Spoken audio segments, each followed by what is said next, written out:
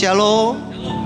Puji Tuhan, pagi hari ini pertama-tama saya mengucapkan banyak terima kasih buat tim koordinator ibadah yang telah memberikan percayaan pada saya untuk melayani Tuhan di tempat ini. Saya sungguh bersuka cita karena antusias semua kita untuk menyembah dan memuji Tuhan. Amin.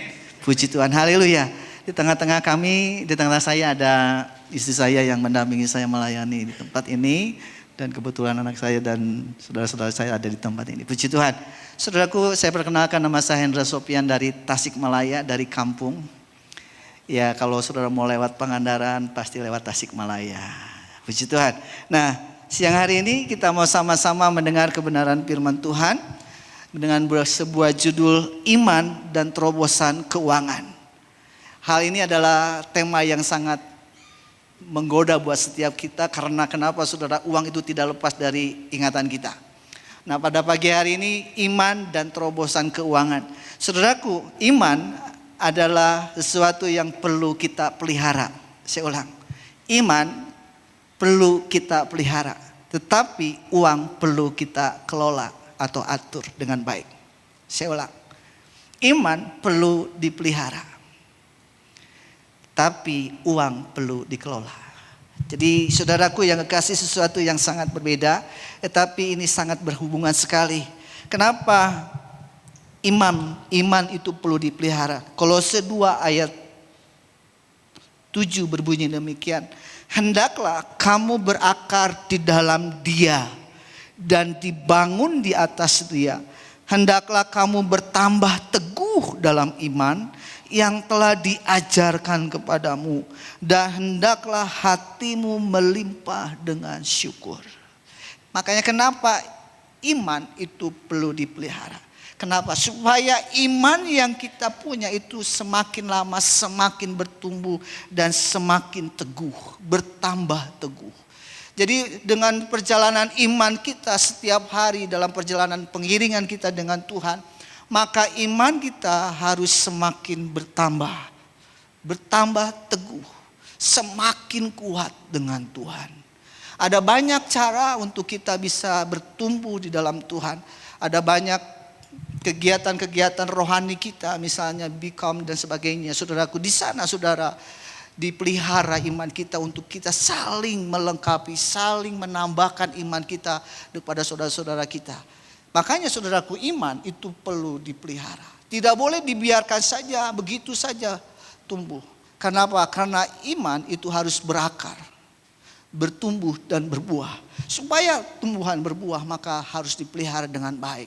Tidak mungkin kita abaikan saja iman itu atau biji itu tumbuh dengan seadanya. Tetapi kalau saudara tahu bahwa apa yang kita tanam itu harus bertumbuh dan berbuah. Nah, kalau untuk berbuah saudara harus dengan pelihara dengan baik, dikasih pupuk dengan baik, dan beri sesuatu yang membuat iman itu bertumbuh dan berbuah. Kalau saudara dan saya pengiringan kita hanya sebatas di hari Minggu saja, saudara tidak akan pernah, iman kita akan semakin bertumbuh dengan baik. Tetapi saudara akan mengalami pertumbuhan-pertumbuhan yang mungkin tidak terlalu baik. Oleh karenanya saudaraku, supaya iman saudara dan saya bertumbuh dengan baik, saudara harus dengan setia baca perenungan firman Tuhan. Karena dengan pembacaan firman Tuhan, di sanalah kekuatan Allah ada. Jadi artinya kalau saudara dan saya baca kebenaran firman Tuhan, di situ saudara sedang mendapatkan kekuatan Tuhan. Karena di dalam firman Tuhan terlalu banyak kekuatan Tuhan, kuasa Tuhan, perbuatan Tuhan yang terjadi di atas muka bumi ini. Kalau saudara dan saya kaya dengan kebenaran firman Tuhan, maka saudara akan kaya dengan sebuah kekuatan Tuhan, dengan hikmat Tuhan. Kenapa? Karena saudara memelihara iman saudara. Dengan apa? Membaca firman Tuhan, berhubungan dengan orang-orang yang saling membangun iman, bukan saling meruntuhkan iman, tetapi semakin hari bertemu dengan orang-orang yang membuat kita semakin bergairah dengan Tuhan. Kalau saudara dan saya bertemu dengan orang-orang yang membuat kita iman kita bertumbuh, maka iman saudara akan kuat. Oleh karenanya saudaraku, iman itu harus dipelihara. Tidak bisa dibiarkan saja hanya cukup di hari Minggu. Karena iman adalah sesuatu yang sungguh-sungguh ada dalam sebuah kebenaran firman Tuhan. Ada dalam sebuah persekutuan dengan Tuhan. Kalau saudara dan saya juga tidak banyak berhubungan dengan Tuhan, bagaimana saudara dan saya akan sensitif dengan Tuhan? Bagaimana saudara dan saya akan peka dengan Tuhan? Bagaimana saudara akan mengerti Tuhan sungguh ingin dengan saudara? Karena saudara tidak pernah berhubungan dengan Tuhan. Seringkali jangan sampai saudaraku yang kekasih dalam Tuhan, kekristenan kita hanya sebuah agenda, kegiatan biasa. Kekristenan adalah sebuah hubungan antara kita dengan Tuhan. Nah, kekristenan selalu hal yang demikian, sebuah hubungan, relationship dengan Tuhan dengan baik. Selalu dibangun setiap pagi, dibangun setiap hari. Dengan cara itulah kita memelihara iman, supaya imanmu semakin teguh dan kau akan berlimpah dengan syukur. Jadi ingat, iman itu perlu dipelihara, tetapi uang itu perlu dikelola. Yesaya 55 ayat yang kedua berbunyi demikian. Kenapa sih uang perlu dikelola? Mengapa kamu belanjakan uang untuk sesuatu yang bukan roti, dan upah jeripayamu untuk sesuatu yang tidak mengenyangkan? Dengarkanlah aku, maka kamu akan memakan yang baik, dan kamu akan menikmati sajian yang paling lezat. Ternyata uang itu perlu dikelola dengan baik, diatur. Kalau saudara dan saya keperluannya untuk kebutuhan pokok, maka saudara harus memberikan sesuatu yang untuk kebutuhan pokok. Jangan sampai kebutuhan kita itu kebutuhan pokok, tapi saudara belanjakan uang saudara hanya kebutuhan-kebutuhan kepuasan diri sendiri. Nah, ayat ini jelas. Kenapa kamu belanjakan uang yang bukan untuk roti? Sementara saudara dan saya perlu roti, makanan. Artinya uang perlu dikelola, diatur dengan baik. Nah, pada pagi hari ini saudaraku yang kekasih dalam Tuhan, kita mau sama-sama bagaimana iman dan kita mengalami sebuah terobosan keuangan dengan baik. Saya percaya tidak semua orang di sini yang hadir di tempat ini adalah orang-orang yang mahir, tetapi adalah orang-orang yang mau mengandalkan Tuhan. Kesaksian tadi memberikan sebuah dasar awal untuk kita mendengar kebenaran firman Tuhan. Harus mengalami sebuah terobosan-terobosan dengan Tuhan. Dengan cara apa? Mengandalkan Tuhan. Dengan cara apa? Selalu berserah kepada Tuhan. Biarkan kuasa Tuhan terjadi dalam kehidupan kita. Allah kita terlalu banyak cara untuk menolong kita. Terlalu banyak cara untuk menolong kita. Walaupun seringkali akal kita membatasi cara Tuhan. Tapi pagi hari ini saya mau ingatkan saudara, Tuhan terlalu banyak cara untuk menolong saudara dan saya. Untuk mengalami sebuah terobosan-terobosan keuangan dalam kehidupan kita. Amin. Nah, saudaraku, mulai dari kata ini. Mulai dengan iman, mulai dengan minus, berakhir dengan plus, saudara. Kita mau sama-sama bagaimana memulai dengan minus dan berakhir dengan plus. Saudara mungkin tidak suka kalau hidup kita memulai sesuatu dengan kekurangan, dengan utang. Tetapi mungkin kita selalu ingin hidup dengan plus, berlebih, penuh dengan berkat Tuhan. Tapi mari kita mau belajar pada pagi hari ini dalam 2 Raja-Raja pasal 4 ayat 1 sampai 7, saudaraku. Berbunyi demikian. Salah seorang dari istri-istri para nabi mengadukan halnya kepada Elisa sambil berseru, "Hambamu suamiku sudah mati, dan engkau ini tahu bahwa hambamu itu takut akan Tuhan. Tetapi sekarang penagih hutang sudah datang untuk mengambil kedua orang anakku menjadi budaknya." Jawab Elisa kepadanya, "Apakah yang dapat kuperbuat bagimu? Beritahukanlah kepadaku apa-apa yang kau punya di rumah." Berkatalah perempuan itu, "Hambamu ini tidak punya sesuatu apapun di rumah, kecuali sebuah buli-buli berisi minyak." Lalu berkatalah Elisa, "Pergilah, mintalah bejana-bejana dari luar daripada segala tetanggamu, bejana-bejana kosong tetapi jangan terlalu sedikit. Kemudian masuklah, tutuplah pintu sesudah engkau dan anak-anakmu masuk. Lalu tuangkanlah minyak itu ke dalam segala bejana, mana yang penuh angkatlah. Pergilah perempuan itu daripadanya, ditutupnyalah pintu sesudah ia dan anak-anaknya masuk. Dan anak-anaknya mendekatkan bejana-bejana kepadanya sedang ia terus menuang. Ketika bejana-bejana itu sudah penuh, berkatalah perempuan itu kepada anaknya, 'Dekatkanlah kepadaku sebuah bejana lagi.' Tetapi jawabnya kepada ibunya, 'Tidak ada lagi bejana.' Lalu berhentilah minyak itu mengalir. Kemudian pergilah perempuan itu memberitahukannya kepada abdi Allah.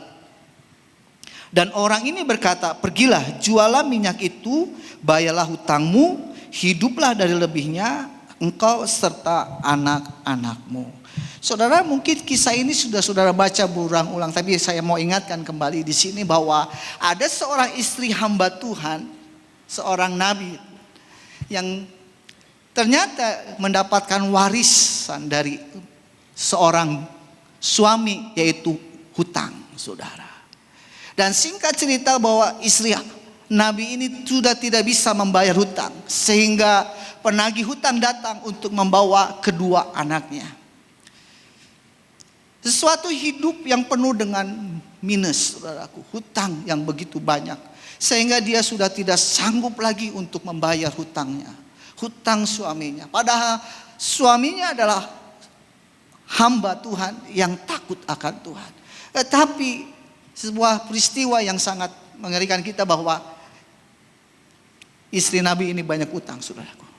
Nabi ini meninggalkan istri dan anaknya dengan utang, saudara. Sehingga singkat cerita anaknya harus diambil menjadi bayar utang, saudara. Sesuatu yang sudah dia tidak punya, anaknya pun harus diambil. Artinya masa depan dia untuk menggantungkan hidupnya kepada anak-anaknya sudah tidak bisa. Kenapa? Karena anaknya sudah harus diambil oleh penagih hutang. Artinya hidup yang penuh dengan kesulitan-kesulitan, kesusahan demi kesusahan. Padahal suaminya adalah hamba Tuhan, orang yang takut Tuhan. Ternyata uang itu perlu diatur, saudara. Tidak bisa kita orang takut Tuhan, tetapi keuangan saudara dan saya tidak pernah diatur dengan baik. Saudara membelanjakan uang yang seharusnya saudara belanjakan untuk kebutuhan rotimu, makananmu, tetapi kau belikan untuk hal-hal yang tidak harus semestinya kita beli. Nah, pagi hari ini kita mau belajar tentang sebuah prioritas hidup. Jangan sampai kita ini salah kaprah, saudara, dalam pengiringan Tuhan. Yang penting takut Tuhan, uang selalu ngalir. Kapan ngalirnya, saudaraku? Buktinya istri hamba Tuhan kok mengalami utang yang banyak. Kenapa? Karena tidak diatur dengan baik. Setiap kita orang-orang takut Tuhan, orang-orang yang benar percaya Yesus harus bisa mengatur dengan uang. Istri hamba Tuhan ini sudah tidak bisa membayar utang. Nah, bagaimana kita supaya mengalami terobosan keuangan? Yang pertama, datanglah pada orang yang tepat, yaitu kepada Elisa. Istri Nabi ini datang kepada abdi Allah namanya Elisa. Kalau saudara dan saya tahu bahwa kemana saudara dan saya harus pergi ketika kita menghadapi persoalan-persoalan hidup, bebas persoalannya Musa aja, keuangan dan segala macam. Kita tahu bahwa hanya kepada Tuhan yang kita harus percaya. Pertama-tama kita harus datang kepada alamat yang tepat, yaitu kepada Tuhan. Tidak ada lagi selain Dia yang sanggup menolong kita. Kalau Tuhan ada di tempat kita, ada di posisi kita, siapakah lawannya? Artinya kalau saudara sudah ada di pihak Tuhan, saudara ada dalam sebuah perlindungan Tuhan. Makanya datanglah kepada orang yang tepat. Kalau istri Nabi ini kepada Elisa, kalau saudara tahu ada abdi Allah, ada hamba-hamba Tuhan yang bisa menolong saudara mengarahkan Tuhan, saudara untuk percaya Yesus, lebih mengandalkan Tuhan, datanglah kepada orang yang demikian, yang mengarahkan imanmu kepada Tuhan. Matius 11 ayat yang ke-28 adalah ayat yang sangat familiar buat telinga kita, adalah marilah kepadaku semua yang letih lesu dan berbeban berat, aku akan memberikan kelegaan kepadamu. Loh, Tuhan itu dengan tangan yang terbuka, dengan hati yang lapang, selalu memberikan waktu buat saudara untuk datang kepadanya. Kepada setiap orang yang letih lesu, capek dengan kehidupan. Hari-hari yang sedang kita lalui, kita jalani, seringkali kita capek, letih, beban dalam menindih hidup kita. Yuk kita datang sama Tuhan. Tuhan selalu terbuka buat setiap kita. Kepada orang-orang yang letih lesu dan berbeban berat, datanglah kepadaku. Dalam Yunus pasal 2 ayat yang ke-7, saudara mungkin pernah baca kitab Yunus.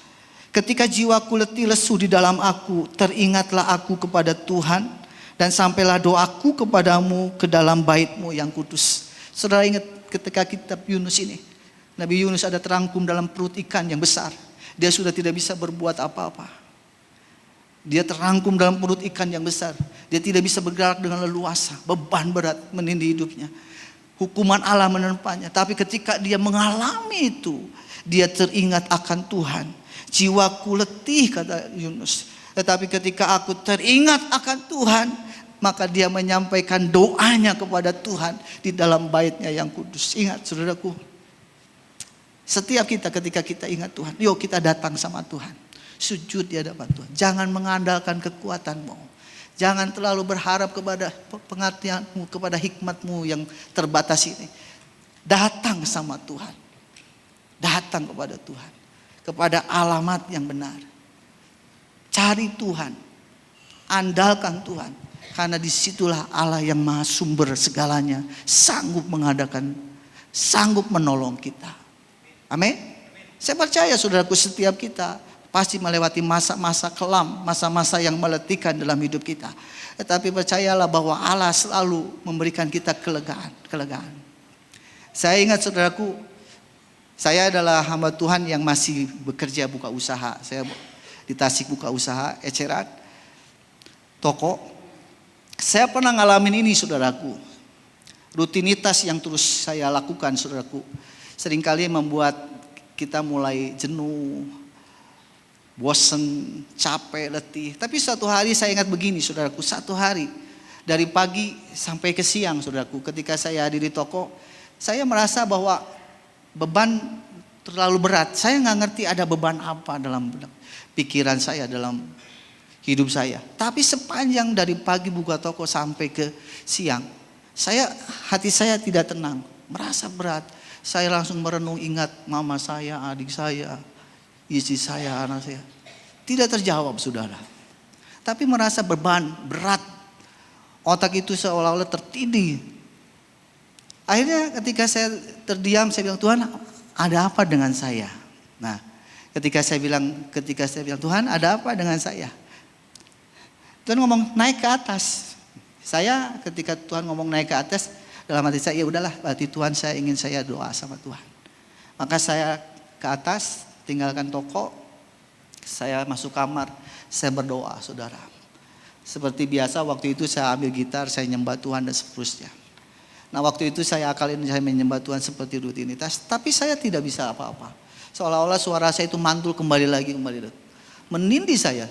Sekarang saya pengen sesuatu, ada apa gitu. Ketika jiwaku tertekan, letih lesu, saya bingung, Tuhan ada apa? Saya sudah berdoa.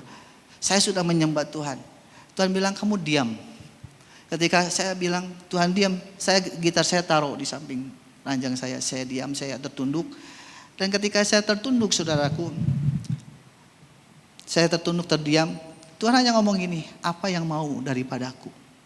Ngomong itu saja, apa yang mau daripadaku?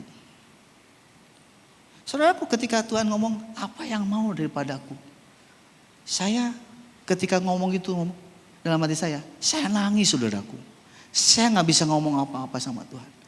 Saya hanya nangis sepanjang siang itu saudaraku. Saya nangis di kamar itu. Setelah sepuas-puasnya saya nangis, saya selesai. Itu dunia itu seperti bau.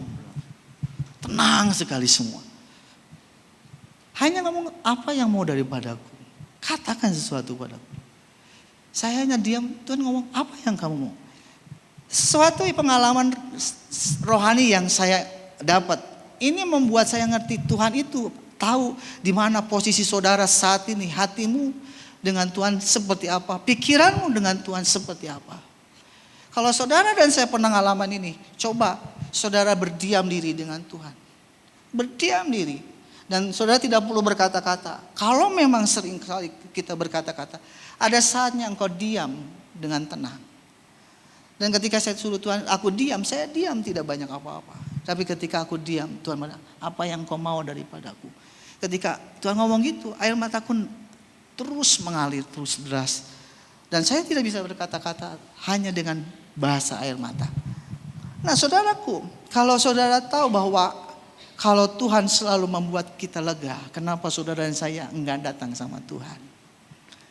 Apa karena memang hubunganmu dengan Tuhan tidak sebaik dengan Tuhan, seharmonis dengan Tuhan? Apa memang hubunganmu dengan Tuhan hanya sebatas rutinitas, tidak ada hubungan sesuatu yang baik dengan Tuhan? Pagi hari ini, jalinlah hubungan dengan baik dengan Tuhan. Datanglah kepada Tuhan. Kalau engkau ingin alami terobosan keuangan, datanglah sama Tuhan. Yang kedua, saudaraku yang kekasih, mulai dari apa yang kita punya. Jadi bagaimana kita supaya kita mengalami terobosan keuangan? Mulai dari apa yang kita punya. Di dalam 2 Raja-Raja 4 tadi yang kita baca di ayat 2b, berbunyi demikian. Hambamu tidak punya sesuatu apapun di rumah ini kecuali sebuah buli-buli berisi minyak. Ternyata Tuhan selalu mengadakan mujizatnya mulai dari apa yang kita punya, bukan apa yang kita tidak punya. Selalu Tuhan mengadakan mujizatnya dari apa yang kita punya, bukan dari apa yang kita tidak punya. Kata istri hamba Tuhan Abdi Allah ini berkata, aku tidak punya apa-apa lagi di rumah ini kecuali buli-buli berisi minyak. Itu saja. Seolah-olah ini sebuah tidak ada harapan lagi. Seringkali pun kita sama. Seringkali Tuhan tolong dong dengan orang lain. Jangan dengan saya. Saya sudah mengalami persoalan yang berat. Kenapa Tuhan pakai lagi saya? Kenapa saya lagi Tuhan? Harusnya Tuhan tolong saya dengan orang lain. Atau Tuhan turun sesuatu dari surga blek-blek langsung ke sini gitu. Tapi Elisa berkata, apa yang aku punya? Kata istri hamba Tuhan, sudah tidak ada lagi Tuhan selain buli-buli berisi minyak. Saya ingatkan saudaraku, Tuhan selalu memulai hidup kita bukan dari orang lain, dari diri kita. Apa yang dari kita punya? Mungkin berkata, aku sudah tidak punya apa-apa, uang sudah habis, aset saya sudah habis, perhiasan saya sudah dijual semua. Sudah tidak ada lagi. Sudah nol Tuhan. Tidak. Belum nol. Masih ada dirimu. Mungkin saudara berkata, dengan cara apa? Oke, saudara mungkin bisa ngomong yang banyak. Persahabatanmu banyak. Kamu bisa menjual, mempromosikan barang-barang orang lain dengan skill yang kamu punya. Atau saudara dan saya punya kemahiran bawa kendaraan. Saudara dan saya bisa menjadi Grab dan sebagainya. Artinya tidak ada nol. Dengan diri kita bisa lakukan. Musa berkata, apa yang ada padamu? Kata Tuhan dengan Musa, tongkat Tuhan. Dalam Keluaran 4 ayat 2-3 berbunyi, Tuhan berfirman kepadanya, apakah yang di tanganmu? Itu jawab Musa, tongkat. Firman Tuhan, lemparkanlah itu ke tanah. Dan ketika dilemparkannya ke tanah, maka tongkat itu menjadi ular, sehingga Musa lari meninggalkannya. Saudaraku yang kasih dalam Tuhan, tongkat pun Tuhan bisa pakai. Yang ada pada kita, apa saja yang kita punya, Tuhan bisa pakai, asal engkau percaya. Tadinya Musa tidak percaya Tuhan, bisa bagaimana Firaun bisa percaya kepadaku? Kata Tuhan, apa yang kamu punya? Tongkat. Dengan tongkat itu Allah menyatakan kemuliaannya. Saudara berkata, Tuhan, aku ini Tuhan kasih 1 talenta loh Tuhan. Tuhan itu kejam sama saya. Orang lain Tuhan kasih 2 talenta. Bahkan teman saya dikasih 5 talenta. Tuhan itu gak adil sama saya. Tuhan kasih 1 talenta. Karena Tuhan tidak adil dan tidak mempercayakan banyak, aku kubur itu 1 talenta. Karena Tuhan tidak adil. Tuhan tidak ngerti saya. Harusnya Tuhan kasih 10 dong buat saya. Kadang-kala Allah tahu kapasitas hati saudara, iman saudara, kemampuan saudara. Tuhan mungkin taruh saudara 1 saudara. Tapi saudara tahu kalau saudara punya 1 talenta yang Tuhan beri, engkau tidak kubur itu 1 talenta, engkau akan mendapatkan 1 talenta lagi. Kenapa? Karena ternyata kita punya kemampuan 100%. 1 talenta mendapat 1 talenta. Karena 1 talenta di kubur tidak menjadikan profit, keuntungan. Tetapi yang 2 mendapatkan 2. Yang 5 mendapatkan 5. Artinya semua punya kapasitas 100%. Kalau benar, aduh Tuhan, saya iri sama orang lain. Jangan iri. Engkau harus lakukan apa yang kamu punya. Karena Tuhan selalu mengadakan mujizatnya dari apa yang kita punya. Bukan dari apa yang kita tidak punya. Selalu demikian. Kenapa Allah melakukan itu? Karena Tuhan pengen saudara dan saya mengalami apa namanya mujizat Tuhan. Bukan lagi kata orang, tetapi saudara sendiri mengatakan memang Tuhan kita luar biasa. Ketika tongkat itu menjadi ular, Musa ketakutan. Dan percaya ternyata Tuhan bisa melakukan banyak mujizat. Jangan ragu dengan apa yang kau punya. Karena Tuhan selalu mengadakan mujizatnya dari apa yang kita punya. Mungkin minyak dalam isi buli-buli itu tidak terlalu banyak. Tetapi dengan itulah Tuhan mengadakan banyak mujizat. Buli-buli yang sedikit bisa mengisi bejana-bejana yang besar. Akhirnya bejana-bejana itu dapat terisi oleh karena sesuatu yang sederhana. Sesuatu yang kecil. Saudaraku yang kasih dalam Tuhan. Ketika kita lakukan dengan iman, dengan setia, apa yang Tuhan beri buat kita, apa yang kita punya, kita tetap setia lakukan, maka semakin lama semakin diisi penuh. Seperti tadi kesaksian Pak Yanto dan istri. Semakin dia berserah mengandalkan Tuhan, setiap harinya Tuhan bukakan jalan-jalan yang baru. Dan setiap kita yang hadir pada pagi hari ini diberi kesempatan mengalami hal yang sama dengan caranya Tuhan. Buat setiap pribadi lepas pribadi. Andalkan Tuhan dan berserah kepada Tuhan. Apa yang engkau punya, lakukanlah. Kerjakanlah itu, saudaraku. Yang ketiga, saudaraku yang kekasih dalam Tuhan. Bagaimana supaya kita mengalami terobosan keuangan? Cari bantuan dari orang-orang yang dekat. Di ayat yang ketiga berbunyi demikian. Lalu berkatalah Elisa, pergilah mintalah bejana-bejana dari luar, daripada segala tetanggamu bejana-bejana kosong. Tetapi jangan terlalu sedikit. Untuk saudara dan saya mengalami sebuah terobosan keuangan. Kalau sampai saudara dan saya harus minta tolong, carilah orang-orang yang dekat dengan saudara. Seperti Elisa menyuruh kepada istri dan anak-anaknya, pergilah kepada tetangga-tetanggamu, mintalah bejana-bejana kosong yang sudah tidak terpakai. Kumpulkanlah itu.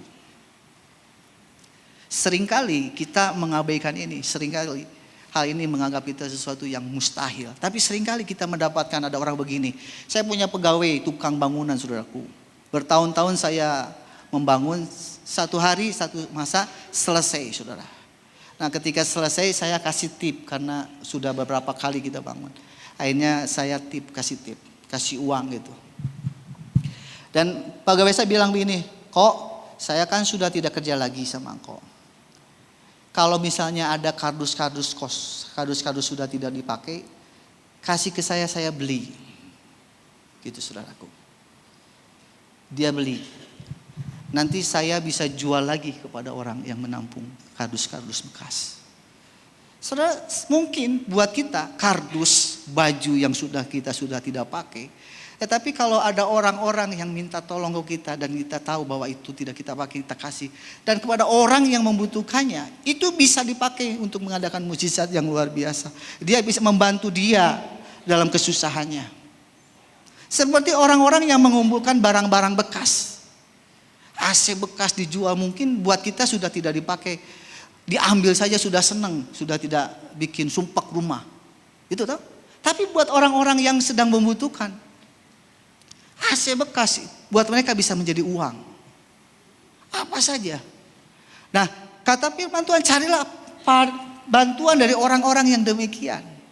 Kepada orang yang demikian itu yang seperti apa? Dalam Efesus 4 ayat 2 berkata begini. Hendaklah kamu selalu rendah hati, lemah lembut dan sabar. Tunjukkanlah kasihmu dalam saling membantu. Ternyata orang yang saling membantu itu punya karakter ini. Rendah hati, lemah lembut dan sabar. Jadi kalau saudara minta bantuan kepada orang-orang dekat adalah orang-orang yang lemah lembut. Orang-orang yang rendah hati, orang yang suka membantu, sabar. Jangan sampai salah saudaraku, kepada orang-orang yang gak sabaran. Tetapi datanglah kepada orang yang sabar gitu. Mau membantu kita. Menolong kita. Orang yang rendah hati, orang yang lemah lembut. Temui orang-orang yang demikian. Dan ketika kita ketemu dengan orang itu akan dengan Dengan senang hati dia bilang, ambillah bejana-bejana ini. Memang bejana-bejana ini buat aku sudah tidak berguna. Ambil. Karena ketika bejana ini kamu ambil, rumahku semakin leluasa. Ada banyak orang-orang dengan bantuan orang-orang terdekat dan orang-orang itu terbantu. Ada orang mungkin kesulitan misalnya, dia harus ngantar anaknya yang masih sekolah, yang kecil. Tetapi saudara sibuk, tidak bisa anterin anak. Tetapi ada tetangga berkata, udahlah Ci atau Ko atau Pak, sama saya anterin anaknya pulang pergi. Datanglah kepada orang-orang yang demikian. Maka saudara akan mendapatkan pertolongan. Terlalu banyak cara Tuhan menolong saudara. Asal saudara tetap percaya dan mengandalkan. Tidak terlalu kepada diri sendiri. Percayalah kepada Tuhan. Temukanlah orang-orang yang rendah hati. Orang-orang yang lemah lembut. Orang yang suka membantu. Orang yang sabar. Sehingga engkau tertolong mengalami sebuah terobosan keuangan saudara. Dan yang terakhir, saudaraku yang kasih dalam Tuhan. Bagaimana supaya kita mengalami terobosan keuangan? Keempat, bereskan utang dan hiduplah dari lebih. Setuju? Setuju ya? Setuju dong. Kalau saudara dan saya punya utang, bereskan utangmu dan hiduplah dari lebih. Saudara, itu dalam ayat yang ke-7 berbunyi demikian. Kemudian pergilah perempuan itu memberitahukan kepada abdi Allah, dan orang ini berkata, Elisa ini kepada perempuan itu, pergilah jualah minyak itu, bayarlah hutangmu dan hiduplah dari lebihnya, engkau serta anak-anakmu. Jadi saudaraku yang kekasih dalam Tuhan, jangan berpikir begini saudaraku, karena saudara sudah bertobat kepada Yesus, udah nangis-nangis ngaku dosa dengan hutang yang banyak, selesai amin, utangmu beres. Enggak, utang tetap utang. Utang harus dibayar. Istri hamba Tuhan ini datang, jual semua minyak, bayar hutangmu, bereskan hutangmu, dan hiduplah dari lebih. Saya berdoa semua kita yang hadir pada pagi hari ini adalah orang-orang yang beres dengan utang dan hidup dari lebih, bukan hidup dari pas-pasan. Ada hamba Tuhan begini, oh puji Tuhan saya diberkati Tuhan, pas butuh pas saya, pas butuh pas saya. Artinya gimana? Iman saudara harus tetap kuat. Enggak saudaraku. Orang yang takut akan Tuhan akan mengerti bagaimana cara mengelola keuangan dengan baik. Nah, saya rindu menekankan di poin yang keempat ini. Bayarlah hutangmu dan hiduplah dari lebih. Kita mau sama-sama belajar kepada Yusuf. Saudaraku, kepada Yusuf. Yusuf itu dikasih karunia Tuhan luar biasa. Hikmat Tuhan luar biasa. Kemana saja Yusuf pergi Tuhan berkati. Kemana saja Yusuf pergi. Ada di penjara jadi berkat.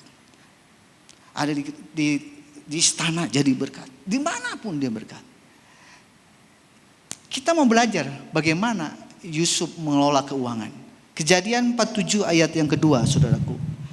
Mengenai hasilnya, kamu harus berikan 1/5 bagian kepada Firaun, dan yang 4 bagian lagi, itulah yang menjadi benih yang pertama, kedua menjadi makanan kamu, dan mereka yang ada di rumahmu, dan menjadi makanan anak-anakmu. Jadi ada 5 bagian saudaraku, yang saudara harus lokasikan dengan baik, atur dengan baik. Yang pertama, kata firman Tuhan kepada Firaun. Kalau kita berbicara tentang persembahan persepuluhan kepada Tuhan. Yang kedua, kepada benih. Kalau saudara pengusaha, modal usaha saudara harus dilokasikan. Yang ketiga, makanan kamu. Makanan kamu. Dan yang keempat, orang-orang yang ada di rumahmu. Dan yang kelima, anak-anakmu. Saudaraku, saya jujur, saya juga pengusaha toko eceran. Saya harus belajar melokasikan keuangan saya. 10% buat perpuluhan. 4 bagian diatur untuk usaha saya, untuk makanan saya, untuk makanan orang-orang yang ada di rumah saya, dan masa depan anak-anak. Jangan sampai kita lupa, musim kita akan selalu berganti. Nah, saudaraku, seringkali kita pengusaha lupa bahwa orang yang nungguin juga harus dapat upah. Gitu kan? Kalau saya nih buka toko, saya pun harus dapat upah. Untuk apa? Saya bisa menikmati hidup. Gitu toh. Bukan terus semua dilakukan untuk hanya beberapa bagian. Tetapi orang yang nungguin juga harus mendapatkan upah. Nah, istri dan anak pun harus mendapat bagiannya. Nah, makanya orang-orang yang di rumahmu itu pun harus dilokasikan. Mungkin di rumah saudara ada orang tua kita masih hidup, harus dibiayain hidup. Mungkin ada saudara ipar kita di rumah kita juga harus menghidupi mereka. Dan itu harus dilokasikan. Yusuf, saudaraku, melakukan model ini. Ketika 7 masa kemakmuran, kelimpahan, dia kumpulkan uang sebanyak-banyaknya. Dan 5 bagian ini yang dilakukan oleh Yusuf. Makanya ketika 7 masa kekeringan menghantam Yusuf, dia tidak mengalami kekurangan. Saudaraku, saudara ngerti ketika COVID melanda Indonesia, bahkan seluruh Indonesia. Bukan orang Bandung saja, saudaraku, orang Tasik sama. Indonesia, Singapura dan sebagainya ngalami sama. Berapa tahun, saudara? 3 tahun kurang. Seberapa banyak ketahanan keuangan kita ketika COVID melanda?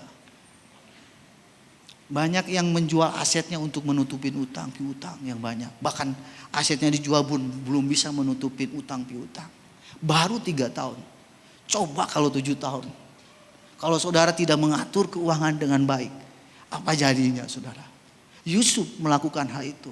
1 bagian untuk Tuhan, 1 bagian untuk benihnya, 1 bagian untuk dirinya, 1 bagian untuk orang-orang yang ada di rumah, dan 1 bagian buat anak-anaknya. Ada banyak orang tua bersusah payah melokasikan keuangannya buat anak-anaknya. Kenapa? Kalau dia dari sekarang tidak melokasikan itu, dia akan mengalami kesulitan-kesulitan yang besar. Iya, saudara. Mungkin yang sudah punya anak sudah mulai dewasa, mulai besar, mulai ngerti betapa besarnya biaya anak. Kalau saudara tidak melokasikan 10 tahun sebelumnya, apa jadinya? Baru komsel yang lalu ada di komsel saya bersaksi begini. Anak dia baru sudah beres dan mau masuk kuliah.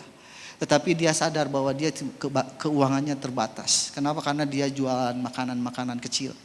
Makanan-makanan. Dia nyadari bahwa saya tidak mampu untuk memuliakan anaknya kalau keluar kota. Tapi kalau di Tasikmalaya dia sanggup dengan kekuatannya. Dia berusaha.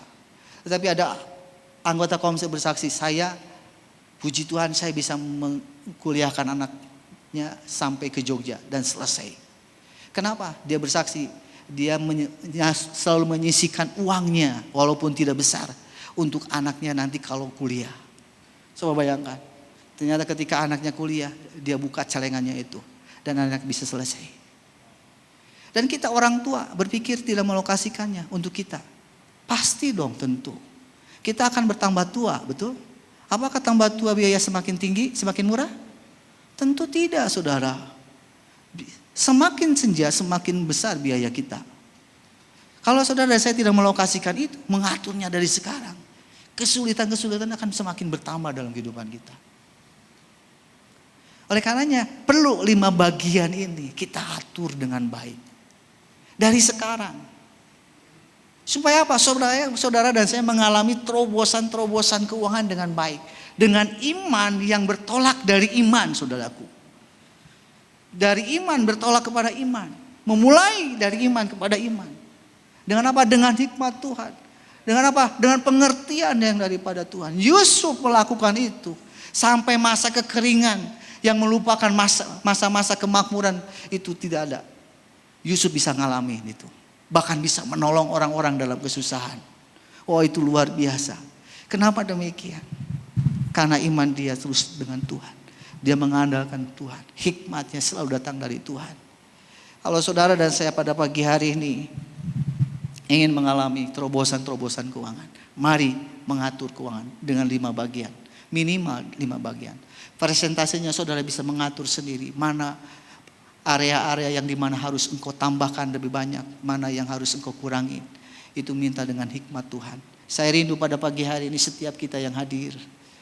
Bukan hanya iman yang terus didorong-dorong tanpa hikmat dan pengaturan keuangan dengan baik. Ketika imanmu berjalan dengan hikmat Tuhan, maka keuangan pun diatur dengan baik.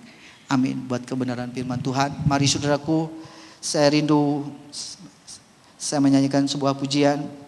Aku percaya ada mujizat. Para main musik. Saya bersyukur pada pagi hari ini saya ada di tengah-tengah saudara. Kenapa? Karena hampir 24 tahun saya meninggalkan Bandung, khususnya King Shopping Center. Kenapa? Karena 24 tahun yang lalu saya hanya sebagai pegawai eceran, tekstil di bawah, saudaraku di seberang, di King lama. Selama itu saya diajar Tuhan, dididik sama Tuhan bagaimana saya harus hidup dengan apa yang saya punya, menghemat dengan segala apa yang saya punya. Dan selalu hari ini saya ada, itu oleh karena Tuhan yang selalu memberikan hikmat. Saya puji Tuhan, saya di sini ada keponakan saya, ada anak saya, ada istri saya, ada saudara saya, Om Sunsun dan semuanya. Saya bersyukur saudaraku, kalau saya melihat 24 tahun yang lalu, saya merasa hari ini saya ada seolah-olah mission impossible. Kalau saya melihat 24 tahun yang lalu, 25 tahun yang lalu saya masih pegawai, saya merasa tidak mungkin di posisi hari ini saya berada berdiri. Tapi saya tahu bahwa di setiap musim hidup saya ada tangan-tangan Tuhan yang merendah hidup saya, yang menuntun saya, memimpin saya. Sampai hari ini saya ada. Ternyata Tuhan tidak pernah meninggalkan saya. Tuhan selalu ada di setiap musim hidup saya. Dan saya berharap semua hamba-hamba Tuhan, para pelayan-pelayan Tuhan, dan semua jemaat Tuhan yang setia, jangan pernah tinggalkan Tuhan. Sesulit apapun persoalan hidupmu, sesusah apapun hidupmu, ketika masalahmu merangkum hidupmu, ketika engkau ingat Tuhan, datang sama Tuhan. Percayai semuanya dengan Tuhan. Karena Tuhan selalu mengadakan mujizatnya melalui diri apamu, dari apa yang kamu punya, bukan dari apa yang tidak kamu punya. Amin. Buat firman Tuhan.